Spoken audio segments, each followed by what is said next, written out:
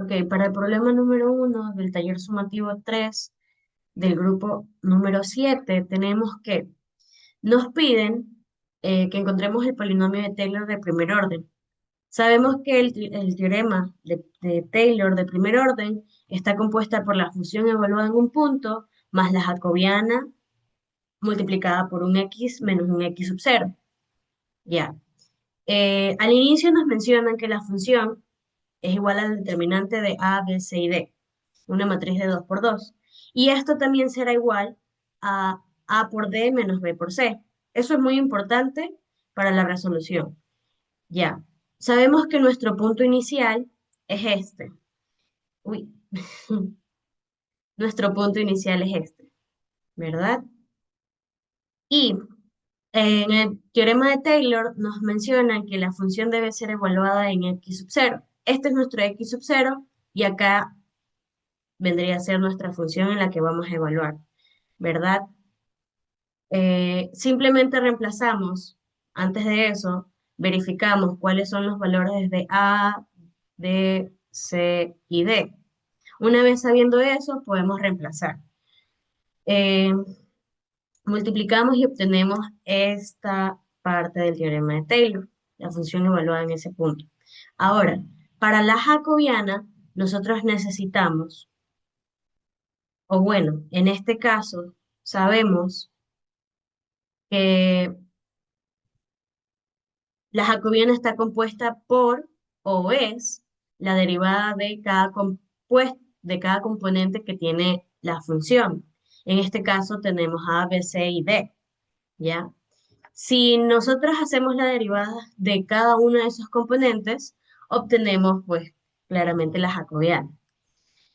Como la función no es tan complicada y sabemos que es una derivada relativamente simple, sabemos que si derivamos A, en este caso queda B, pero en el lado de acá, enseguida se vuelve un cero. ¿Por qué? Porque no contiene a la variable A. Es por ello que la derivada de A solamente queda D, y así sucesivamente con las otras variables. Ya, una vez sabiendo o que se hayan cambiado el orden o los signos, esa vendría a ser nuestra jacobiana. Aún nos falta evaluarlas en el punto, y no es una evaluación como tal, sino el reemplazo y el reemplazo de o la posición, el cambio de posición del punto inicial. Es decir, si antes D, si era 5, ya depende de si el signo haya permanecido o haya cambiado, se haya multiplicado, eso ya va a denotarse en la jacobiana medida en ese punto. No sé si se explique mejor o si se entiende lo que quiero decir. Bueno, de hecho, bueno, ya para finalizar, en el literal A, sabemos que aún nos falta el x menos el x sub 0. Pero, ¿realmente qué es el x menos el x sub 0? Ya, sabemos que x vendrían a ser a, b y c y d de la función. Y x sub 0 vendrían a ser los valores del punto que nos proporcionaron. En este caso utilizamos vectores columnas. ¿Por qué? Porque eso es lo que denota el teorema de Taylor. Una vez restado los vectores columnas, obtenemos A menos 2, B menos 3, C más 1, D menos 5. Ahora, sabemos que ya podríamos completar, pero ¿qué pasa? Que tenemos una especie de matriz con otra especie de matriz. Resolvemos bueno, las matrices, si se podría decir, y eso lo evaluamos aquí abajo para que no se nos complique tanto y no nos hagamos un relajo. Entonces, vamos, el primer valor Con la primera fila, el segundo valor con la segunda fila y así sucesivamente. Esto lo resolvemos en un apartado para no confundir. ¿verdad? Ya ahí se aplica la distributiva, se suma o se resta aquello que sí se puede restar y luego, como ya resolvimos esta parte, pasamos directamente, o bueno, en este caso lo reemplazamos, ¿no? Y ahí, en este caso, como tenemos un -26 como término independiente y un 13, realizamos la respectiva resta o suma. Y por ello nos queda que el punto en A, B, C y D sería 5A más B menos 3C más 2D menos 3, ¿verdad? Y eso es para el punto, para el literal A. Literal B, utilizamos la información obtenida en el apartado anterior, porque eso es lo que nos menciona, ¿verdad? Y para determinar cuál de las entradas influye más en el valor del determinante, comparamos las derivadas parciales evaluadas en el dicho punto, lo que corresponde al gradiente o jacobiano de la función, que aquí ya lo obtenemos, o sea, aquí ya lo visualizamos. Luego de ello, analizamos el valor absoluto de cada componente, ya que éste representa la sensibilidad del determinante frente a pequeñas variaciones de cada variable. Al comparar, sabemos que 5, el valor absoluto de 5 será mayor que el valor absoluto de -3, que 2 y 1, donde A, que en este caso vendría a ser 5, produce mayor cambio porque su derivada parcial tiene mayor magnitud. Y por ende, un pequeño cambio de ese elemento genera la mayor variación en el valor del determinante. Bueno, en la forma que hice yo el segundo ejercicio es, primero ayer, o sea, identifiqué dos tipos de funciones. A esta que está en el límite de integración superior la llamé B, y en el que está en el límite de integración inferior la llamé A. Y también aquí, bueno, le digo lo que es una función interna, que depende de X y de T. Ya, primero nos pide calcular F evaluado en 0,0. Aquí lo normal, ponemos las X en las Y 0. Aquí coseno de 0 nos queda 1. Hay límite de integración final menos inicial. Ya, en el caso de acá, que nos pide la derivada respecto a X, cuando tenemos una integral, aplicamos la regla de Leibniz. ¿En qué consiste? La función interna, la que depende de X y de T, en X la dejamos igual. En la parte donde iría T, le ponemos la función que llamamos B. O sea, la que está en el límite de integración superior, que sería B, por la derivada de esa función, menos la función interna de X, y en T iría la función que llamamos A, que está en el límite de integración inferior, más la integral, aquí queda igual, más Y, 0, y aquí iría la derivada de esta función.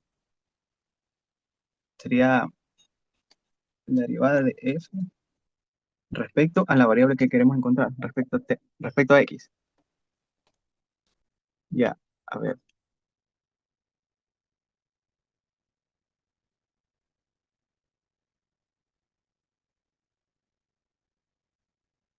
Ya, una vez hecho eso, aquí nos quedaría X al cuadrado más Y, coseno de X al cubo más XY. Esta sería la parte de aquí. Luego nos queda F X, 0. Nos quedaría 0 aquí. Esta sería la parte de acá. Esta sería la derivada de la función que llamamos B. Menos, bueno, derivando me salió menos T al cuadrado seno de X de T. Saco el menos afuera de la integral. Me quedaría T al cuadrado seno de XT. Nos queda así. Y lo único que hacemos es devolver en 0 y 0,0. Nos quedaría 0.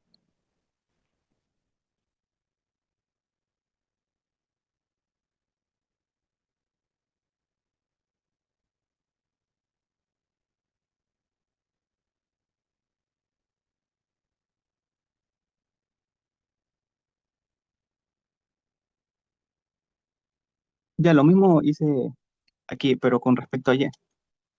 Solo se deriva aquí. Esta parte sería respecto a Y. Bueno, esta parte sería respecto a Y. Esta quedaría igual. Y aquí, como es respecto a Y, la función interna que le llamo, como no tenía, era solo una constante que da cero. Y ahí evaluamos en 0,0, nos queda cero igual.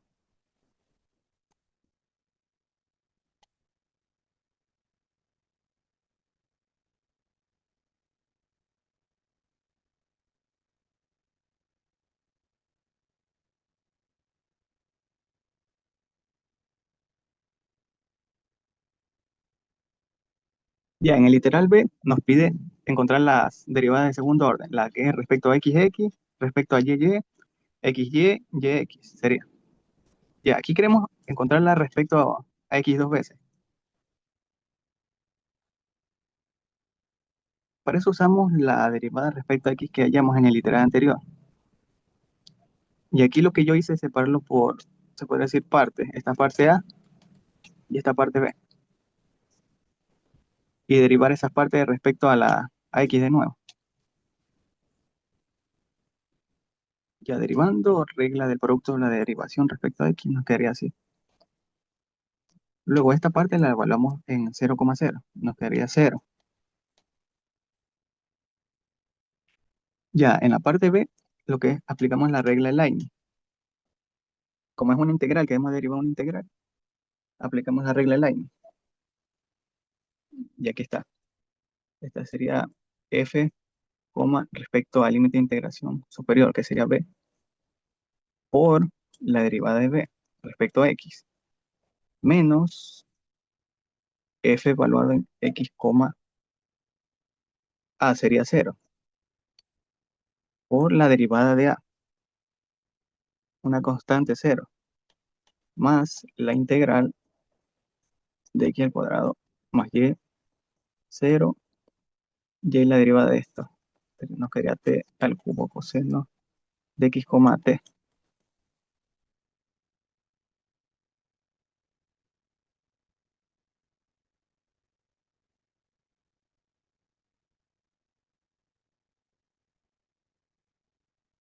Ya, una vez nos queda así, solo reemplazamos en 0,0. Nos quedaría 0 en b, en la parte en b. Luego juntamos esas dos partes, la parte A y la parte B. En la parte A nos quedó 0 y en la parte B nos quedó 0. Quería 0 menos 0, 0.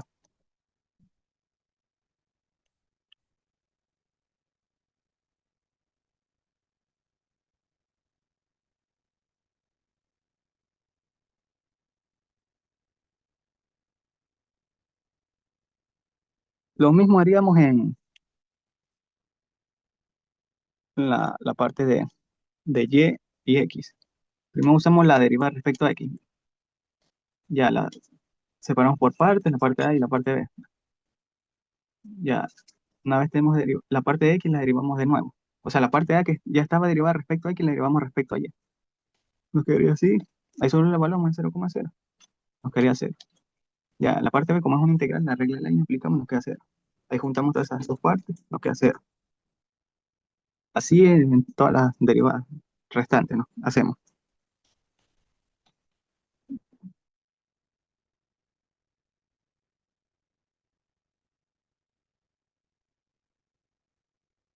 Y en el polinomio de Taylor nos quedaría así.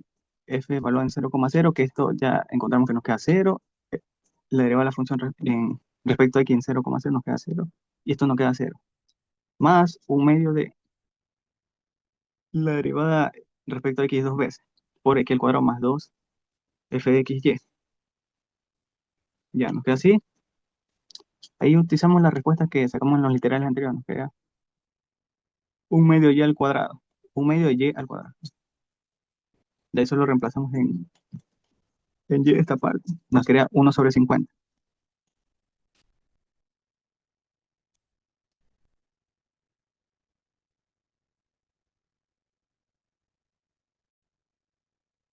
Problema número 3. El problema del número 3 nos da una ecuación implícita sobre un glacial que tiene la velocidad de flujo de hielo V en metros por año, que está relacionada por la pendiente S y el presión P, mediante la siguiente ecuación, la cual es la ecuación implícita que estaba diciendo, ya, donde nos dan la pendiente y nos da la presión.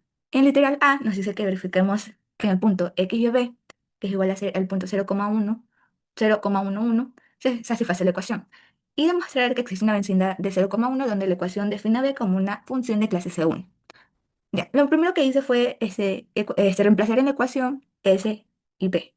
De ahí, lo que hice fue, para que satisfaza, para que podemos decir que la ecuación satisface, es que al momento de evaluar en este punto, el lado izquierdo tiene que ser igual al lado derecho. Ya, como vemos que se satisface, entonces la ecuación en ese punto da igual a cero, porque si pasas esto al otro lado, se eliminan todos, se eliminan todos y queda igual a cero.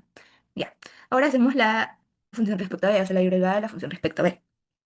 Realizamos las derivadas correspondientes y evaluamos el punto 0,01.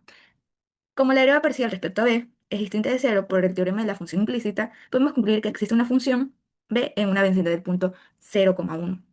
Ya. Ahora nos dice el literal b, que encontramos el polinomio de Taylor de grado 1 alrededor del punto 0,1. Lo primero que hice fue poner la ecuación de Taylor de primer grado y después, como nos dan como una ecuación implícita respecto a b, pues quedan b ya, era reemplazando ahí. Pero como el mismo problema ya nos da que b, el punto 0,1 es igual a 1, esto ya lo tenemos. Ya. Ahora, para sacar b respecto a x y b respecto a y, debemos aplicar derivación implícita. Ya, donde nos dice que b respecto a x es igual a menos la función respecto a x sobre la función respecto a b. Y b respecto a y es igual a menos la función respecto a y sobre la función respecto a b. Primero, por partes. La, la función respecto a x, la hice fue primero eligiendo las que están aquí en la función, no, que aquí está reemplazada. En la función donde aparece la x, que podemos ver que es esa aquí, esas dos. Entonces lo que hice fue derivar. Hacemos las derivaciones, esta es la derivación de un logaritmo, que ya sabemos que la derivación de un logaritmo es poner uno sobre lo que está dentro del logaritmo. Y ahí hacer la regla de la cadena, es derivar lo que está dentro. Y esto ya es la derivación de un exponencial, y ahí derivamos lo que está dentro de aquí, respecto a x. Ya, y ahora derivamos el Euler, y como tenemos el Euler queda igual, pero por la regla de la cadena se deriva el exponencial que tiene el Euler, y nos queda esto. Ya. Y reemplazamos. Ahora nos queda esta expresión, lo cual esta función la debemos evaluar en el punto 0,11. Ya. Y como reemplazando, se eliminan cosas que la función respecto a x en el punto 0,11 nos da igual a menos e. Ya. Ahora la función respecto a y.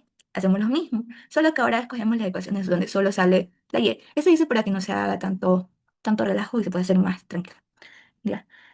Como vemos, es lo mismo, un logaritmo y un Euler, aplicamos lo mismo, pero ahora respecto a y. Ya, y nos da esta misma expresión, nos da esta expresión, y esta función la evaluamos al punto 0,11, donde nos da igual a 2. Ya, ahora hacemos respecto a b, la función respecto a b. Ahora vemos en la ecuación implícita donde nos sale la b, y como vemos solo fueron estas dos de aquí, que podemos ver en la parte de aquí, solo está aquí y está acá. Y nada más tiene b, la variable b. Ya. Y hacemos derivación, reglas de derivación. Esto ya sabemos que es un exponencial y esto es de un Euler. Y hacemos así mismo regla de la cadena y nos queda esto. Y así mismo tenemos que evaluar en el punto 0,11. Y nos da 3 más. Ya, ahora reemplazamos. Ya había dicho que b de x, b respecto a x igual a menos la función respecto a x y la función respecto a b. Solo reemplazamos y nos queda Euler sobre 3 más e. Y b respecto a y nos queda 2 menos 2 sobre 3 más Euler. Ya, ahora reemplazamos en la ecuación que hicimos al principio, que era el polinomio de Taylor de grado 1, lo reemplazamos b en el punto 0,1 es 1, b de x en 0,1 era Euler 3 más e, y ahí reemplazamos. Y así mismo, b respecto a y es 2 más 3 Euler. Y esta es la respuesta. Gracias. Continuemos con la resolución del problema número 3, con el literal C. Nos dice, usando la aproximación lineal obtenida en B, estima el valor de la velocidad en 0,1 y 1,05. En el literal B obtuvimos el polinomio de Taylor, notado por la siguiente ecuación. Ahora, como nos dice que estimemos en dicho punto, lo que vamos a hacer es sustituir los valores de X y de Y. Entonces, sustituyendo los valores de X y de Y, nos queda esto, operamos algebraicamente y llegamos a esta operación de aquí. Ahora tenemos un entero por un decimal, aquí tenemos la operación y nos queda este resultado de aquí. Aquí podemos sacar factor común como de 0.1 y nos queda esta expresión. Aquí tomamos la aproximación de Euler de como 2.72 y operamos. Euler menos 1 sería aproximadamente 1.72. Ese valor lo reemplazamos aquí y aquí volvemos a tener una operación de multiplicación entre decimales. Eso lo resolvemos en esta parte de aquí, operamos normalmente y a la final contamos el número de decimales que tienen ambas cifras en total. Llegamos a esta expresión de aquí y aplicamos la carita feliz. Llegamos a estos valores y lo que hacemos es reemplazar Euler con el valor aproximado de 2.72. Reemplazando los valores nos queda 5.892 sobre 5.72. Ahora, para poder dividir esto, vamos a quitar los decimales del divisor. Para eso multiplicamos a 100 a ambos números, lo cual nos queda esta división. Haciendo la operación, nos queda que la velocidad evaluada en 0.1 y 1.05 es aproximadamente 1.03. Continuando con el ejercicio, seguimos al literal D. Nos dicen que el glaciar se encuentra en el punto 0.1 y que el equipo detecta que la pendiente S aumenta en 0.5 unidades y la presión disminuirá en 0.02 unidades. Entonces nos preguntan si la velocidad del hielo disminuye o aumenta, si el cambio es significativo y que justifiquemos la respuesta y comentando la validez de la estimación. Ok. Para el ejercicio tenemos los siguientes datos. Nos dicen que el punto actual es 0.1. Del literal A tenemos que la velocidad en el punto 0,1 es igual a 1. Nos dicen que la pendiente S aumenta, es decir, tiene una variación positiva de 0.05 y que la presión disminuye, es decir, que tiene una variación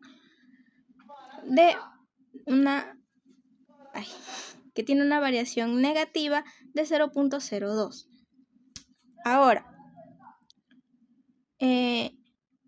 para saber si disminuye o aumenta nos están pidiendo la variación de la velocidad, pero la velocidad sabemos que está en términos de X y de Y.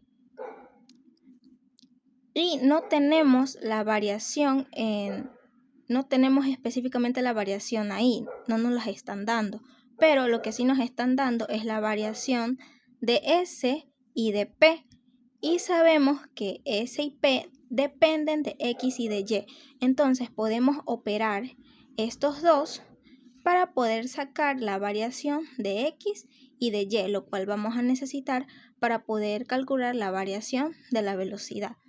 Entonces, el ejercicio ya nos da que S es igual a X cuadrado más Y cuadrado y que P es igual a 1 más X por Y. Entonces, para la variación en S en 0.1, tenemos que la variación de S va a ser igual a la derivada de S con respecto a X por la variación en X más la derivada de S con respecto a Y por la variación de Y. Ahora, derivando con respecto a X, tenemos que va a ser 2X por la variación de X, más derivando con respecto a Y, será 2Y por la variación de Y. Como nos dicen en el punto 0,1, reemplazamos y esto nos da que la variación de S va a ser igual a 2 veces la variación de Y. Pero el ejercicio ya nos está dando cuál es la variación de S, es 0.05. Entonces, reemplazamos y de aquí despejamos la variación de Y que nos da 0.025. Aquí tenemos la operación más a detalle. Ahora, con la variación en P. La variación en P va a ser igual a la derivada de P con respecto a X por la variación de x más la derivada de p con respecto a y por la variación de y. Derivamos, tenemos que esta derivada es y y que la derivada con respecto a y va a ser igual a x. Entonces reemplazamos en el punto 0,1 y esto nos da que la variación en p va a ser igual a la variación en x. ¿Y cuánto es la variación de p? Acá nos están dando ya ese valor, menos 0.02. Entonces la variación de x va a ser igual a menos 0.02.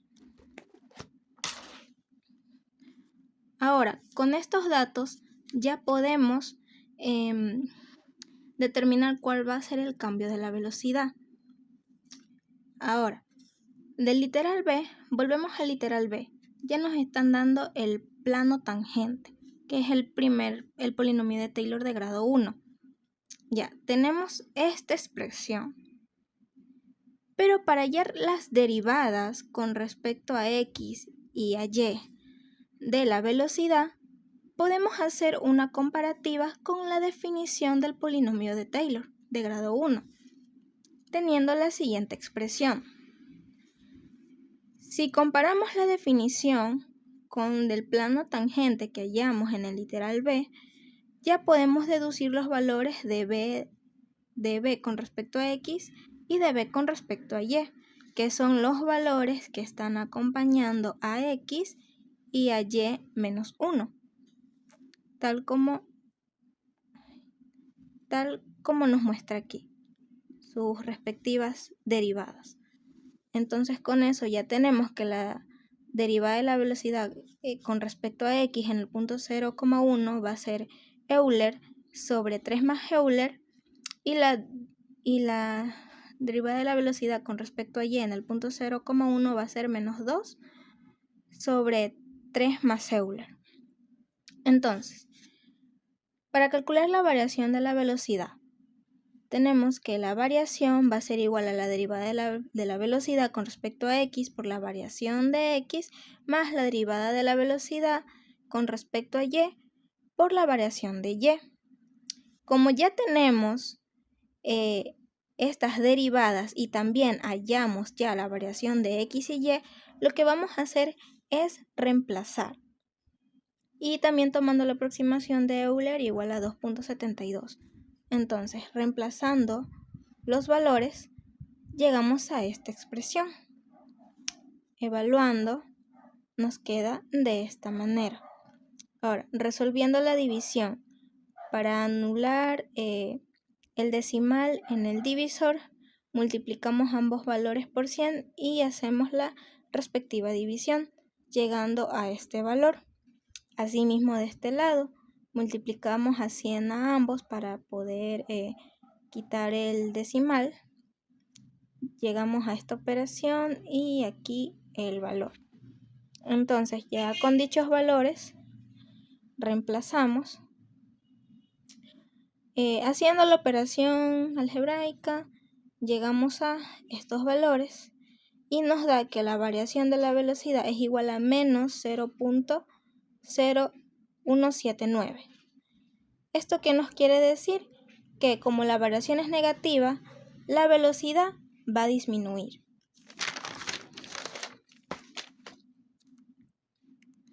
Ahora, el cambio porcentual. Para calcular el cambio porcentual va a ser la variación de la velocidad sobre la velocidad evaluada en dicho punto, multiplicado por el 100%. Tuvimos que nuestra variación fue igual a menos 0.0179 sobre la velocidad en dicho punto, que es igual a 1, que eso se lo deduce en el literal A, por 100%. Esto nos da igual a menos 1.79%. Este menos nos indica que esa velocidad va a disminuir. Ahora, la validación de la estimación. Tenemos que la velocidad del hielo va a disminuir aproximadamente en 0.0179 metros por año. Esto representa una disminución del 1.79%. Ahora, la estimación es válida porque los cambios son pequeños. Tenemos que la variación de X y la variación de P es igual a menos 0.02 y que la variación de Y es igual a 0.025 y la variación de S es igual a 0.05. Y que la función de B en X, Y es de clase C1 por el teorema de la función implícita, que esto lo vimos en el literal A, por lo que la aproximación lineal es confiable. Y con esto terminamos la resolución del taller sumativo 3.